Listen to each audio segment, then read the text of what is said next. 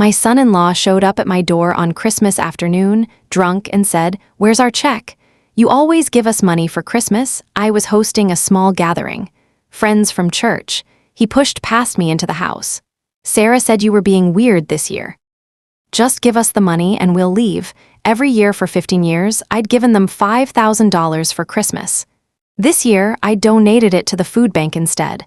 I said, "There's no check this year." He laughed. "Yeah, right. You're loaded.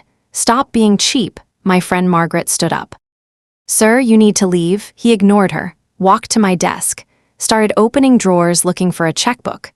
My daughter came in behind him. "Mom, just give us the money. We have bills." I said I donated it to charity. Her face went red. "You what?" Her husband found my checkbook. Started writing himself a check. I said, "That's forgery." He said, "Sue me." I pulled out my phone, took a photo of him writing the check. Already have evidence. I called the police while he was still writing. He was arrested in my living room on Christmas Day. Felony forgery. My daughter blamed me. "You ruined Christmas," I said. "Your husband committed a crime in my house." He ruined Christmas. She hasn't spoken to me since. That was 5 years ago. Best 5 Christmases of my life. Before we continue, this fictionalized case study is based on documented cases of financial exploitation through entitlement expectations within families. According to the National Committee for the Prevention of Elder Abuse, financial exploitation by family members accounts for over 60% of elder abuse cases, with adult children being the most common perpetrators. This examines forgery laws, your legal right to change gift-giving patterns, and how to protect yourself from family financial abuse. Now let me tell you my story. It was 3 o'clock on Christmas afternoon, and I was having one of the loveliest Christmases I'd had in years. My living room in Philadelphia was warm and cozy, decorated with the same ornaments I'd collected over 50 years of marriage to my late husband, William. A small tree stood in the corner, lights twinkling. Christmas music played softly from the radio. I'd invited a few friends from church, Margaret, Helen, and Pastor Williams. We were drinking hot chocolate and eating the cookies I'd baked the day before. Laughing, sharing stories, peaceful. For the first time in 15 years, I wasn't stressed about Christmas. For the first time in 15 years, I hadn't written a $5,000 check to my daughter Sarah and her husband Brian. That money, nearly 10% of my annual retirement income, was instead donated to the Greater Philadelphia Food Bank, where it would feed families who actually needed help. I felt lighter than I had in years. Then the doorbell rang. I excused myself and walked to the front door, expecting maybe a neighbor or someone from church I'd forgotten to invite. Instead, I found my son-in-law Brian standing on my porch, and he was clearly drunk. His eyes were bloodshot and unfocused. He swayed slightly, catching himself on the doorframe. His breath, even from 3 feet away, reeked of alcohol. "Where's our check?" he slurred. "You always give us money for Christmas." My heart sank. "Brian, you're drunk. This isn't the time." He pushed past me into the house, nearly knocking me off balance. "Sarah said you were being weird this year," he said loudly, stumbling into my living room where my friends sat in shocked silence. "Just give us the money and we'll leave." Pastor Williams stood up, his face stern. "Young man, you need to calm down. This is inappropriate." Brian ignored him completely, his eyes scanning the room before landing on me. "Every year, 15 years, $5,000. Just give it to us so I can get out of here." I kept my voice calm, though my hands were shaking. "There's no check this year, Brian," he laughed, a harsh, bitter sound. "Yeah, right, you're loaded. Stop being cheap. Sarah's waiting in the car. Give us the money." Margaret, my friend of 30 years, stood up beside Pastor Williams. "Sir, you need to leave. This is completely inappropriate behavior." Brian waved her off dismissively and walked toward my writing desk in the corner. "Whatever, I'll find the checkbook myself." He started opening drawers, pulling them out roughly, rifling through papers and envelopes. My friends looked at me in horror. I stood frozen, watching my son-in-law go through my personal belongings like a burglar. Then Sarah walked in. My daughter appeared in the doorway, looking embarrassed but also, and this broke my heart, entitled. "Mom," she said, not even acknowledging my shocked friends. "Just give us the money, we have bills to pay." I found my voice steadier now. I donated it to charity this year. To the food bank. Sarah's face flushed red. You what? You gave our money to strangers? It's not your money, Sarah. It's mine, and I chose to donate it to people who need food. We've been counting on that money. We have credit card bills, the mortgage is due. That's not my responsibility. Brian's voice cut through our conversation, triumphant. Found it! He held up my checkbook, waving it like a trophy. My stomach dropped. He sat down at my desk, grabbed a pen from the holder, and started writing. I walked over quickly. Brian, that's forgery. Put down my checkbook. He kept writing, his hand shaky but determined. Sue me, you owe us this money. I don't owe you anything. My friends were standing now, all three of them. Helen had her phone out, I noticed. Smart woman. Brian filled out the check with deliberate slowness, $5,000, payable to Brian Walker. Then he signed my name at the bottom, a poor forgery that looked nothing like my actual signature. He ripped the check out and waved it at me. There. Got it myself since you're being difficult.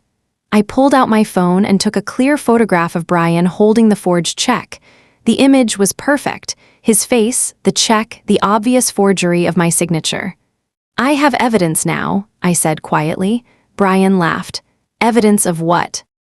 You gave me this check? No, I didn't. You forged my signature on my check. That's a felony. Sarah grabbed my arm. Mom, stop being dramatic. Just let him have it. I pulled away from her. He committed forgery in my living room on Christmas Day, and I dialed 911. Don't. Sarah's voice was panicked now. Mom, don't. You're going to have him arrested? He committed a crime in my living room, I said calmly, and then spoke into the phone. I need to report a forgery in progress. My son-in-law just forged my signature on a check for $5,000. Brian suddenly seemed to sober up, his eyes widening as he realized the situation. He tried to rip up the check, tearing it into pieces. Too late, I told him. I have photos. And witnesses. Margaret, Helen, and Pastor Williams all nodded. We saw everything, Margaret confirmed. The 911 operator kept me on the line, and within 10 minutes, impressively fast for Philadelphia, 2 police officers arrived at my door. Officer James Thompson and Officer Lisa Rodriguez were both in their 30s, professional and alert despite it being Christmas Day. Ma'am, what's the situation? Officer Thompson asked. I showed him my phone. This is my son-in-law, Brian Walker. He entered my home intoxicated, went through my desk without permission, and forged my signature on a check for $5,000. I showed him the photo of Brian holding the check. Then I showed him the torn pieces of the check, which I'd carefully collected from the floor. Is this true? Officer Rodriguez asked Brian. Did you write this check and sign her name? Brian was defensive now, aggressive. She owes me that money. She gives it to us every year. It's ours. Did she give you permission to write this check? Officer Rodriguez pressed. No, but she should have. We need it. Officer Thompson looked at me. Did you give him permission to write checks on your account? Absolutely not. I told him there was no check this year. He went to my desk anyway and forged my signature. Officer Rodriguez pulled out her handcuffs. Sir, that's forgery. That's a felony offense. Sarah started crying. Mom, please, don't do this. It's Christmas. Your husband forged my signature, I said. That's not my fault. The officers arrested Brian right there in my living room, handcuffs, Miranda rights, the whole process. You have the right to remain silent. Anything you say can and will be used against you in a court of law. Sarah was screaming now. You're ruining Christmas. How could you do this to us? But I just watched as they led Brian out to their patrol car, my 3 church friends standing beside me in support. After they left, the house was silent except for Sarah's sobbing. I'll never forgive you for this, she said, and walked out. The door slammed behind her. Margaret put her hand on my shoulder. Dorothy, are you okay? I took a shaky breath. I will be. After my friends helped me clean up and left, I sat alone in my living room, thinking about how I'd gotten here. 15 years ago, Sarah had married Brian. They'd been young, she was 25, he was 27. They'd seemed happy, though even then, Brian had struck me as irresponsible with money. That first Christmas as a married couple, they'd been struggling. Brian's construction business was just starting. Sarah was a new nurse. They had student loans, rent, car payments. I'd wanted to help. William was still alive then, and we'd agreed we'd give them $5,000 as a Christmas gift to help them get established. Just this once, William said, to help them get on their feet. It was supposed to be one time. But the next Christmas, they showed up expecting it again. You gave us $5,000 last year, Sarah had said. We were counting on it for the holiday bills. William and I looked at each other, uncertain, but we gave it again. We didn't want to disappoint them. The third year, they didn't even ask. They just assumed. Where should we deposit the check? Brian had asked. It became an expectation, a tradition, an entitlement. Every year, $5,000 for 15 years. $75,000 total, never paid back, barely thanked, just expected, and every year I sacrificed to give it. Delayed home repairs, skipped vacations, lived frugally so I could afford to be generous. William died 7 years ago. My income dropped significantly, just my teacher's pension and Social Security. $52,000 a year. $5,000 was nearly 10% of my annual income. But I kept giving it, because that's what mothers do, because I didn't want to disappoint Sarah, because I was afraid of what she'd say if I stopped. Until this year. This year, I'd finally said enough. Sarah and Brian didn't need my money. They both had good jobs, combined income of over $100,000, but they spent like they made twice that. New cars every few years, designer clothes, expensive restaurants 3 or 4 times a week, a $400,000 house they could barely afford. They'd accumulated $45,000 in credit card debt because they couldn't control their spending. My $5,000 every Christmas wasn't helping them. It was enabling them to avoid facing the consequences of their choices. So this year, I donated that money to the Greater Philadelphia Food Bank instead, and it had felt wonderful. Until Brian showed up drunk on my doorstep and forged my signature on a check. The next morning, December 26th, I got a call from Detective Marcus Brown. Mrs. Mitchell, I'm investigating the forgery incident from yesterday. I need to ask, are you pressing charges? Yes. There was a pause. I want to make sure you understand the potential consequences. Your son-in-law could face serious penalties. Felony forgery in Pennsylvania carries up to 10 years in prison. I understand. Your daughter has been calling the station. She wants you to drop the charges. She says this is a family matter that should be handled privately. Forgery is a crime, detective, not a family matter. I could hear the relief in his voice. I agree, Mrs. Mitchell. I just wanted to make sure you understood. We see a lot of family pressure in these cases. I'm not dropping the charges. Good, we'll proceed with the investigation. I'll be in touch. An hour later, Sarah showed up at my house. She pounded on the door and I almost didn't answer, but I knew she wouldn't leave. When I opened the door, her eyes were red from crying, but her voice was furious. How could you do this? Brian's in jail? Brian forged my signature. He did this to himself. You could get him out. Just drop the charges? No. He was drunk. He made a mistake. A criminal mistake. That has consequences. Sarah pushed past me into the house, just like Brian had done the day before. I wondered if she even realized she was mimicking his behavior. Mom, he could go to prison. What about our kids? They need their father. I'd been waiting for this argument. Your children are 13 and 15. They're old enough to understand that their father committed a crime and is facing consequences. You're choosing money over family? That made me angry, really angry. I'm choosing consequences over enabling Sarah. I've given you $75,000 over 15 years. You've never thanked me properly. You've treated it as an entitlement, as something owed to you. We needed that money. You didn't need it. You wanted it. There's a difference. You and Brian make over $100,000 a year, and you're drowning in debt because you can't control your spending. My $5,000 every Christmas wasn't helping you.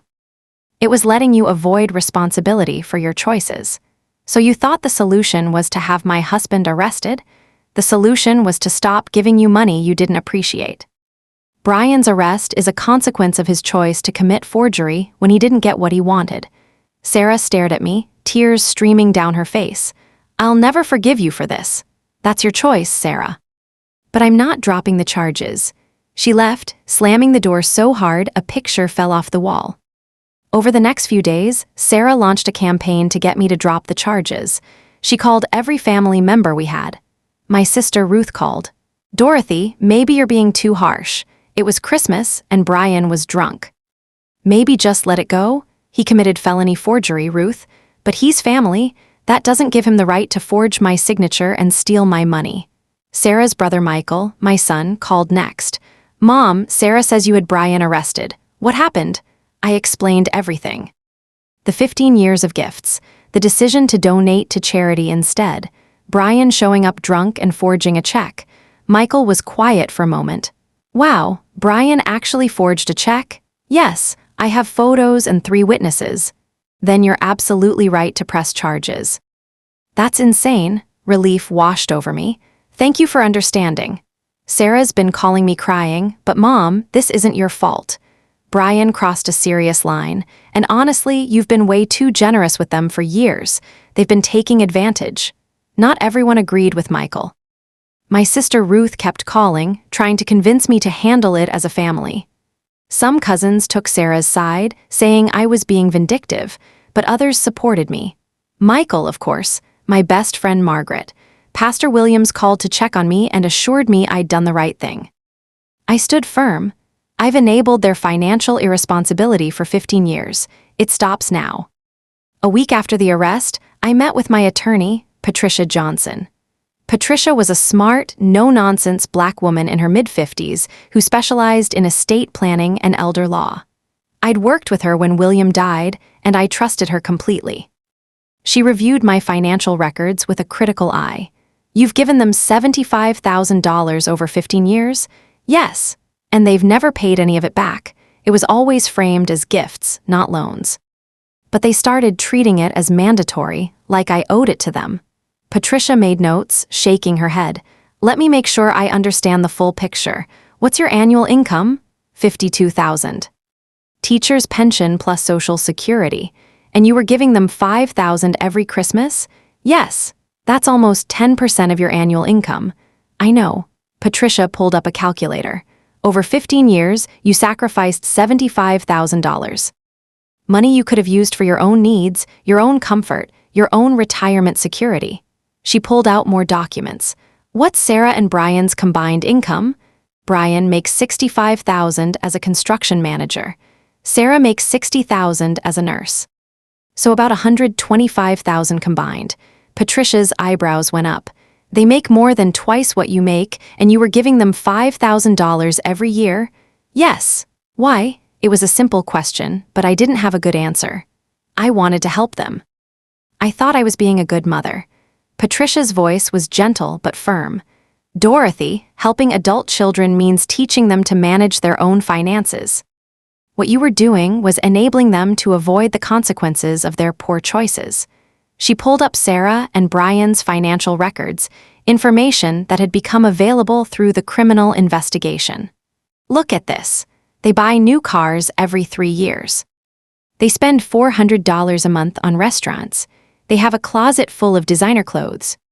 They bought a $400,000 house on their income when they should have bought something more modest. And they have $45,000 in credit card debt," Patricia continued, "because they spend more than they earn. Your $5,000 every Christmas wasn't helping them, it was subsidizing their irresponsible lifestyle." I felt sick. "I enabled this." "Yes, but you stopped. That's what matters. You made the right choice to donate that money to charity instead." And Brian responded by committing forgery, which is entirely his responsibility, not yours. You didn't cause him to forge that check. His entitlement and poor judgment caused him to forge that check. Brian's arraignment was 2 weeks after his arrest. I sat in the courtroom and watched as he was formally charged with felony forgery, theft by deception, and criminal trespass. He pleaded not guilty. His lawyer, a young public defender who looked overwhelmed, tried to argue that Dorothy had verbally given permission for the check. The prosecutor, a sharp woman named Janet Martinez, shut that down immediately. "Your Honor, we have photographic evidence showing the defendant at Mrs. Mitchell's desk, writing the check without permission. We have 3 witnesses who heard Mrs. Mitchell explicitly tell the defendant there would be no check this year. We have the defendant's own statement to police that she owed him the money. Mrs. Mitchell never gave permission.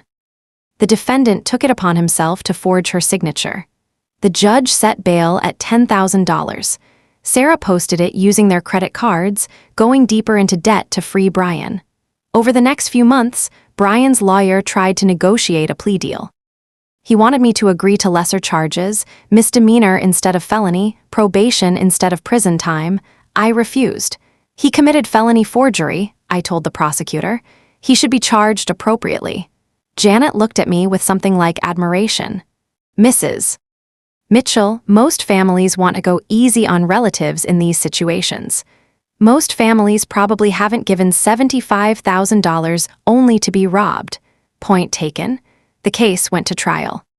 4 months after Christmas, I sat in a Philadelphia courtroom and watched Brian's trial unfold. The evidence against him was overwhelming. Janet presented the photograph I'd taken crystal clear image of Brian holding the forged check. She showed the torn pieces of the check itself, with Brian's clumsy attempt at forging my signature. She played testimony from 3 witnesses, Margaret, Helen, and Pastor Williams. All of them confirmed the same story. Dorothy said there would be no check this year. Brian went to her desk without permission. Dorothy told him it was forgery. Brian said, "Sue me." The police body camera footage from the arrest was particularly damning. You could hear Brian clearly. "She owes me that money. She gives it to us every year." A handwriting expert testified that the signature on the check was definitely not mine and showed characteristics of someone attempting to copy another person's signature. When it was my turn to testify, I walked to the stand with my head held high. Janet asked me to explain what happened. I've given my daughter and son-in-law $5,000 every Christmas for 15 years. This year, I chose to donate that money to the Greater Philadelphia Food Bank instead, where it could help families in genuine need. When Brian arrived at my home on Christmas afternoon, he was intoxicated. He demanded the money. When I told him there was no check this year, he pushed past me into my house and went to my desk. He found my checkbook and began writing himself a check for $5,000. I told him it was forgery. He said, "Sue me. You owe us this money." Then he forged my signature on the check. I took a photograph of him holding the forged check and called the police. Brian's lawyer tried to discredit me during cross-examination. "Mrs. Mitchell, isn't it true you'd given them this money every year for 15 years? Yes, so they had reason to expect it perhaps. But not steal it when they didn't get it. You didn't tell them in advance you weren't giving the money this year. I didn't know I needed permission to change how I spend my own money." The lawyer shifted tactics. "Isn't it true you have a difficult relationship with your daughter? Our relationship was fine until her husband broke into my desk and committed forgery. But you chose to press charges rather than handle this privately within the family. Forgery is a crime. I chose to report a crime."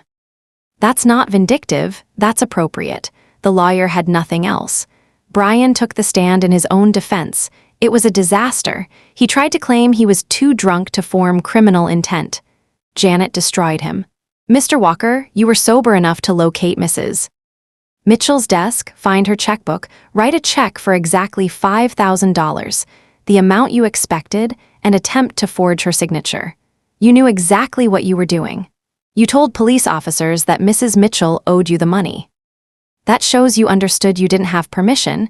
You were taking something you believed you were entitled to but knew she hadn't given you." The jury deliberated for 3 hours. Guilty on all counts. Sarah sobbed in the back of the courtroom. I felt no joy. Just sadness that it had come to this, and relief that justice was being served. The sentencing hearing was 6 weeks later. I gave my victim impact statement, standing before Judge Michael Richardson. "Your Honor, for 15 years, I gave my daughter and son-in-law $5,000 every Christmas. That's nearly 10% of my annual income. I sacrificed my own comfort and security to give them this money.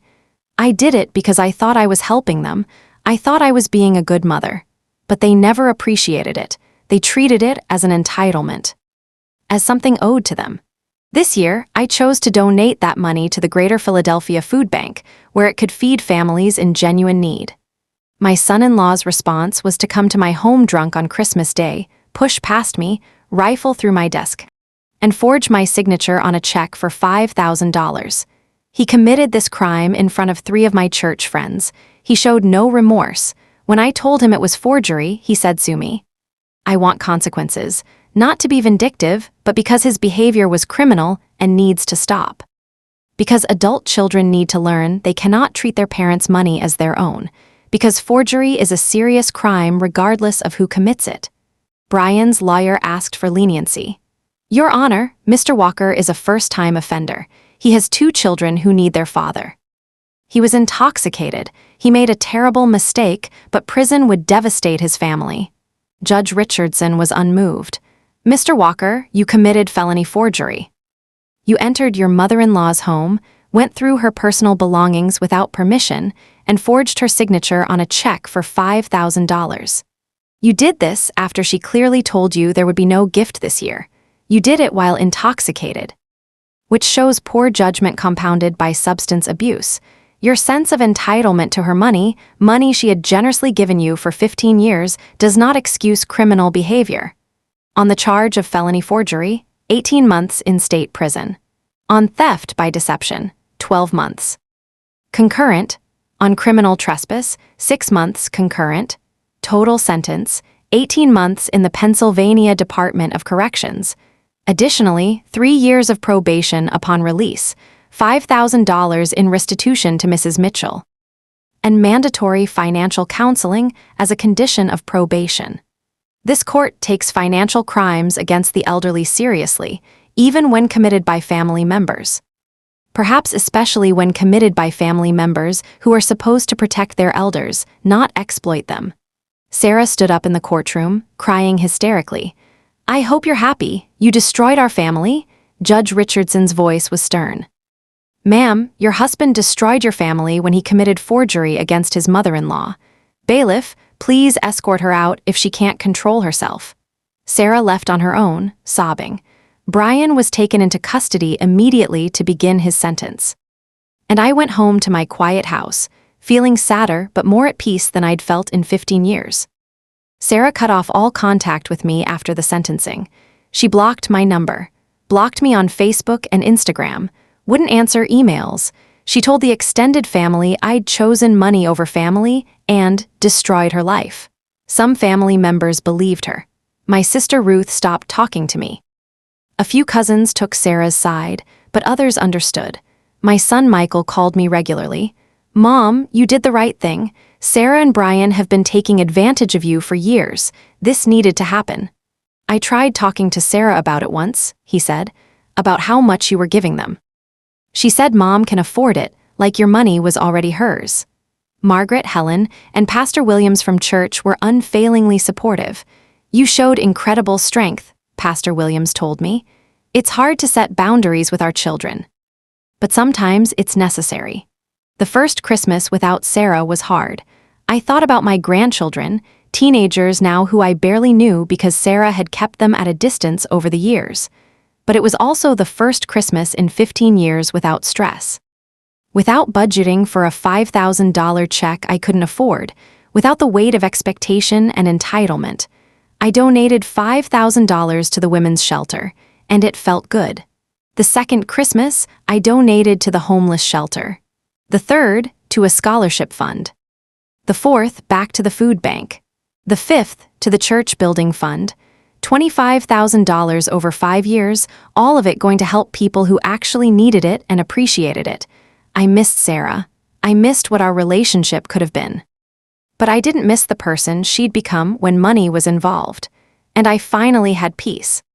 5 years after Brian's arrest, I was hosting Christmas again. Same friends, Margaret, Helen, Pastor Williams, same cookies, same hot chocolate, same Christmas tree with the same ornaments, but everything felt different. Lighter. "How are you feeling about everything?" Margaret asked carefully. It was the 5th anniversary of that terrible Christmas day. I thought about it. Honestly, these have been the best 5 Christmases of my life. Really? No stress, no demands, no guilt. No sacrificing my own security to fund someone else's irresponsible lifestyle. Just peace. Helen squeezed my hand. Do you miss Sarah? Every day. But I don't miss the person she became when she thought my money was hers by right. We sat in comfortable silence for a moment, drinking our hot chocolate. Then Pastor Williams said, Dorothy, you taught me something important through all this. That loving our children sometimes means letting them face consequences. That being a good parent doesn't mean giving them everything they want. It took me too long to learn that lesson, I said. But you learned it, that's what matters. 3 months after that Christmas, 5 years and 3 months after Brian's arrest, I received a letter. It was from Sarah. My hands shook as I opened it. Dear Mom, I'm writing because my therapist suggested it. She's been helping me work through a lot of things. Brian and I divorced 2 years ago. The marriage didn't survive his prison sentence. He never changed, never took responsibility, never got better. I've been in therapy for a year now, working on myself. My relationship with money, my sense of entitlement, my boundaries, I realize now how entitled we were. How we took advantage of you. How we treated your generosity as an obligation instead of a gift. You gave us $75,000 over 15 years, and we barely thanked you. We just expected it. Demanded it. And when you finally said no, Brian committed a crime. I blamed you for that. I told everyone you'd chosen money over family. But that wasn't true. You chose boundaries over enabling. You chose consequences over letting us continue destructive patterns. You were right, Mom, about everything. Brian needed to face consequences. I needed to face consequences. We'd been living beyond our means for years, using your money to avoid dealing with our problems. I'm not asking for anything. I don't expect you to forgive me or want a relationship with me. I just wanted to apologize. I'm sorry for how we treated you. I'm sorry for the entitlement. I'm sorry for supporting Brian instead of you. I'm sorry for cutting you out of my life for 5 years. You were being a good parent. It just took me 5 years to understand that. If you want to talk, I'm here. If you don't, I understand. Love, Sarah. I read the letter 3 times, tears streaming down my face. Then I sat down and wrote back. Dear Sarah, thank you for your letter. I appreciate your apology more than you know. I'm willing to talk, to see if we can rebuild our relationship, but things will be different now. I won't be giving large monetary gifts anymore. Not to you, not to anyone. I'm living on a fixed income and I need to take care of myself. I'll love you. I'll support you emotionally. But I won't enable financial irresponsibility. If you can accept that, then yes, I'd like to try again. Love, Mom. We met for coffee 2 weeks later at a small cafe in Center City, Philadelphia. It was awkward at first. 5 years of silence sat between us like a wall, but Sarah looked different. Older, yes, she was 45 now, but also more grounded, more humble. Thank you for meeting me, she said. Thank you for reaching out. We ordered coffee, made small talk about the weather, the cafe, anything but the elephant in the room. Finally, Sarah took a breath. I told everyone you chose money over me. I convinced myself that was true, but really, you chose yourself. You chose your own financial security, and you should have. I couldn't keep enabling destructive behavior, I said gently. I know, I see that now. Brian and I were living this fantasy life we couldn't afford, and your money let us avoid facing reality. When you stopped giving it, we should have looked at our spending, should have made changes. Instead, Brian got drunk and committed a crime. I blamed you for that, but it wasn't your fault. It was his choice, and my choice to support him instead of you. She looked down at her coffee.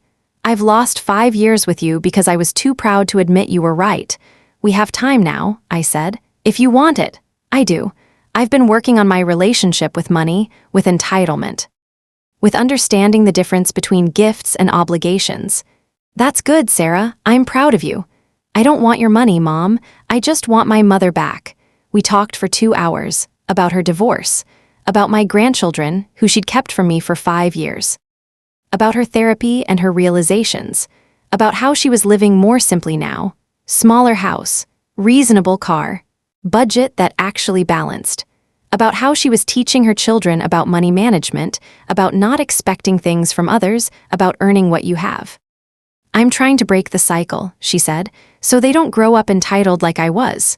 When we hugged goodbye, it felt like a beginning. Fragile, but real. The next Christmas, 6 years after Brian's arrest, Sarah came to my house for Christmas dinner. It was small. Just me, Sarah, her 2 kids, now 19 and 17, my son Michael and his family, and my church friends. No mention of money, no expectations, no demands. Just family slowly healing. I gave Sarah a small wrapped gift. She opened it and laughed. It was a book, Your Money or Your Life, Financial Wellness for Lasting Security. Very appropriate, she said. I thought so. Her kids, my grandchildren, were polite but distant. They didn't really know me. That would take time. But we had time now. That evening, after everyone left, I sat in my living room and thought about the past 6 years. I'd spent 15 years trying to help Sarah by giving her money. $75,000, and it had done nothing but enable irresponsible behavior and create entitlement. One arrest, one moment of letting her husband face consequences, had taught better lessons than all that money ever did. Sarah was finally learning to manage money, to live within her means, to appreciate what she had instead of always wanting more, and she'd only learned it when I stopped giving. Sometimes, I realized, the most loving thing a parent can do is say no. I learned 3 critical lessons from what happened, lessons that might help someone else dealing with entitled adult children. First, I learned the warning signs that adult children see your money as theirs by right and why you can't ignore those escalating demands. Looking back, the pattern was clear from the beginning. Year 1, I gave Sarah and Brian $5,000 as a gift to help them get established. They thanked me, genuinely, it seemed.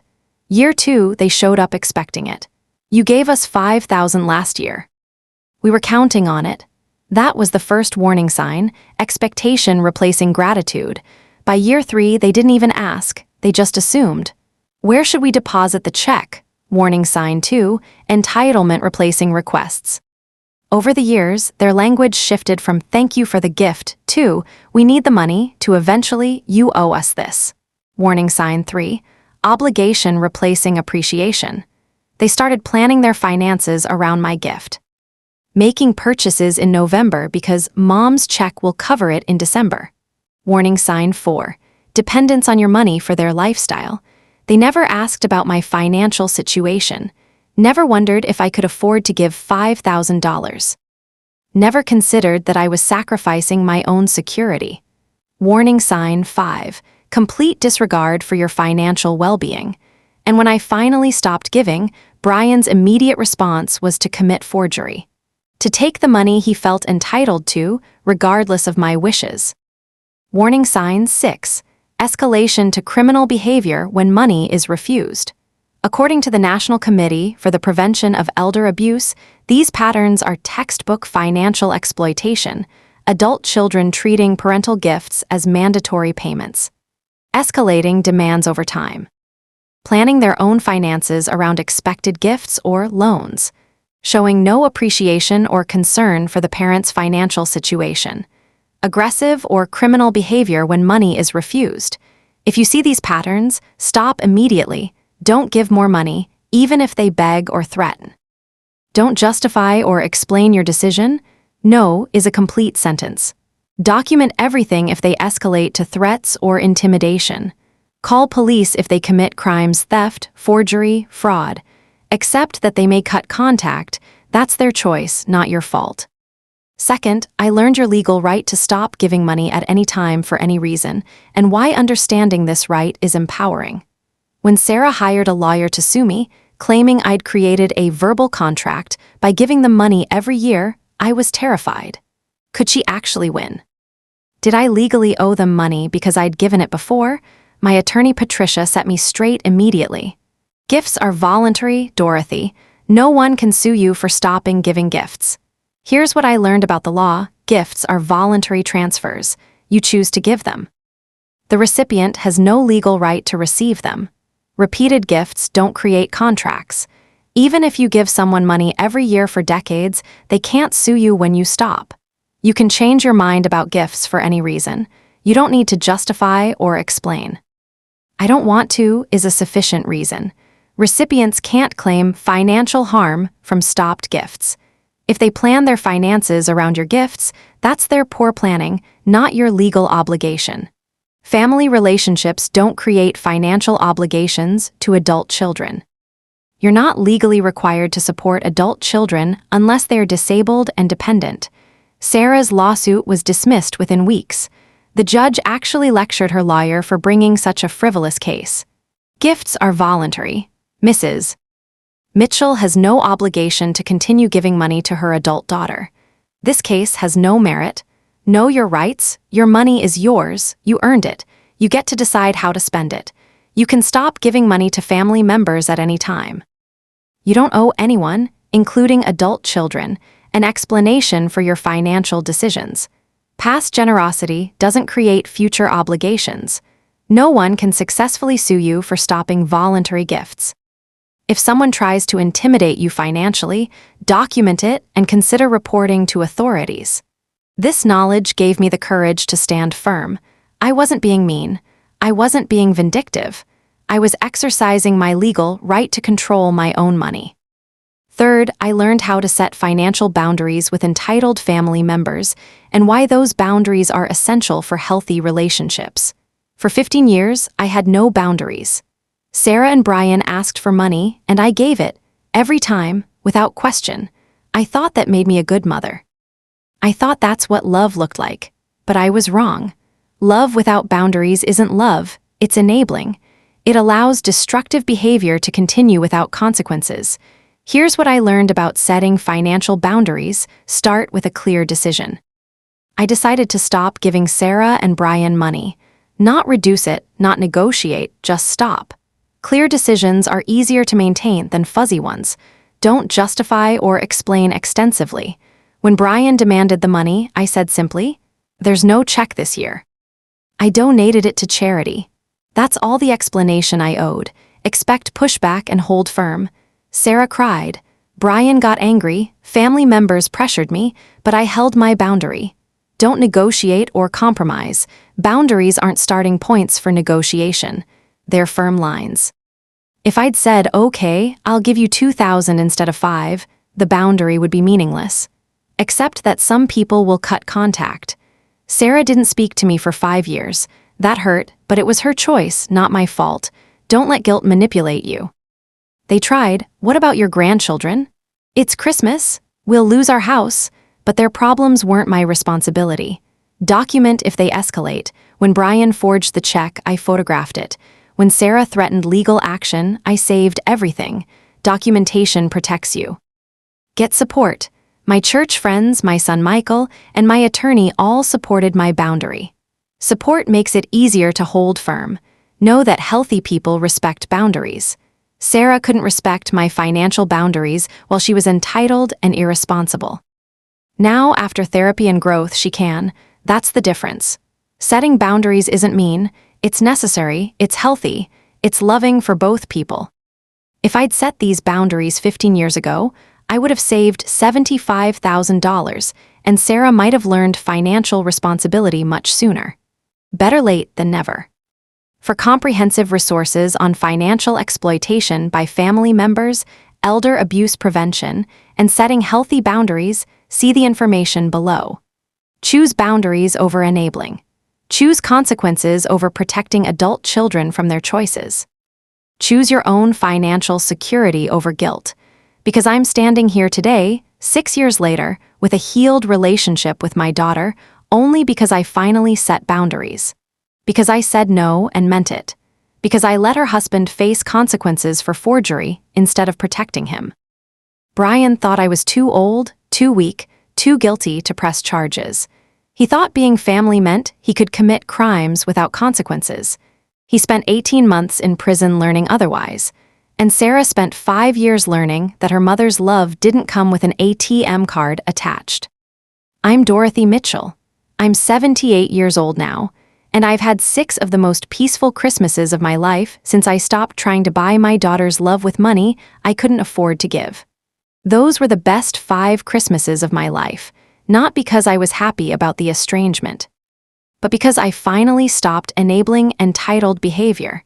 Because I learned that being a good parent sometimes means letting adult children face consequences. because I discovered that peace is worth more than trying to buy love with money I couldn't afford to give. Thank you for listening. If this helps even one person set financial boundaries with entitled family members, then sharing my story was worth it.